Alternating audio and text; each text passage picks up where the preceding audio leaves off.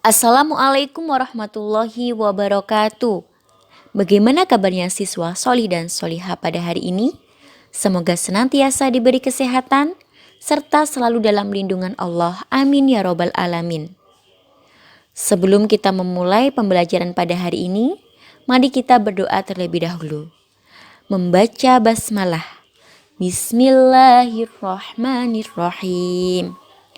Anak-anakku semua, hari ini kita akan melanjutkan pembelajaran tentang pidato.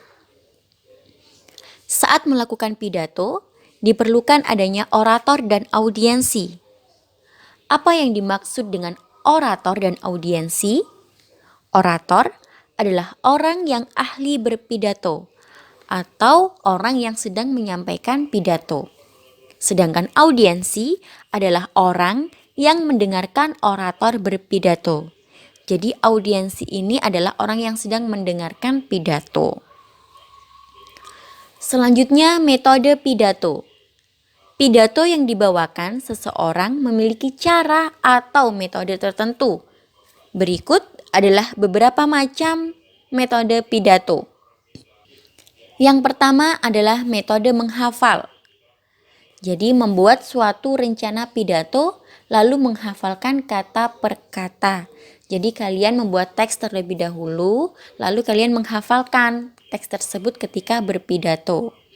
Metode menghafal ini ada kekurangannya, yaitu yang pertama, membingungkan jika kita lupa isi teks pidato.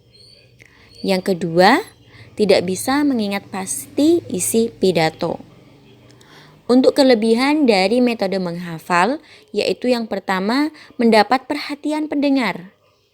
Dan yang kedua, dapat mempersiapkan topik pidato.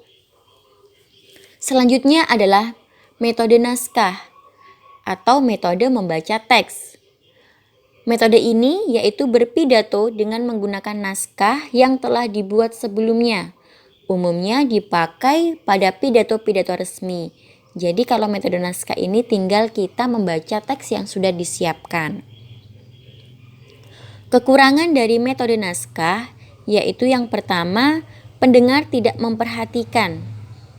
Yang kedua, tidak bebas berekspresi. Untuk kelebihan metode naskah, yaitu yang pertama, mudah menguasai topik pembicaraan. Yang kedua, lengkap, sistematis, dan tidak ada yang terlupakan. Selanjutnya adalah metode impromptu atau metode spontan. Jadi membawakan pidato tanpa persiapan dan hanya mengandalkan pengalaman dan wawasan. Umumnya dipakai pada pidato-pidato dadakan. Jadi ini secara spontan ya. Untuk kekurangan metode impromptu adalah yang pertama, tidak dapat menyiapkan topik pidato dengan matang. Yang kedua, persiapan yang mendadak dalam menyusun pidato. Untuk kelebihan metode impromptu, yaitu yang pertama, dapat mengekspresikan kata dalam berpidato. Dan yang kedua, bebas memilih topik bahasan. Selanjutnya adalah metode ekstemporan. Adalah berpidato yang terlebih dahulu menyiapkan secara garis besar konsep pidato.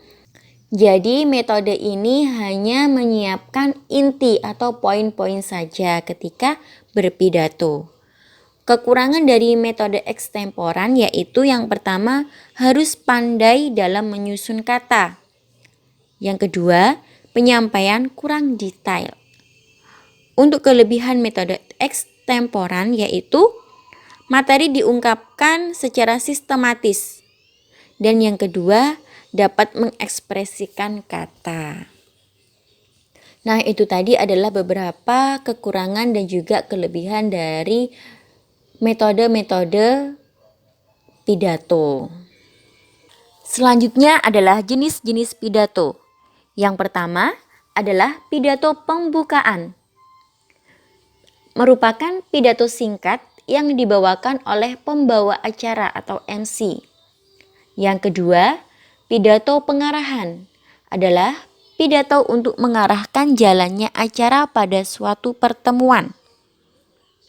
Yang ketiga, pidato sambutan adalah pidato yang disampaikan pada suatu acara atau kegiatan ataupun peristiwa tertentu yang dapat dilakukan oleh beberapa orang dengan waktu yang terbatas secara bergantian. Selanjutnya, yang keempat, pidato peresmian adalah pidato yang dilakukan oleh orang yang berpengaruh untuk meresmikan sesuatu. Yang kelima, pidato laporan adalah pidato yang isinya melaporkan suatu tugas atau suatu kegiatan. Dan yang terakhir adalah pidato pertanggungjawaban, adalah pidato yang berisi suatu laporan pertanggungjawaban. Nah, anak-anakku semua, siswa solih dan solihah, demikian tadi adalah pembelajaran kita terkait tentang metode pidato dan juga jenis-jenis pidato. Semoga kalian dapat memahami apa yang telah Ustazah sampaikan ya. Kurang lebihnya Ustazah mohon maaf. Wassalamualaikum warahmatullahi wabarakatuh.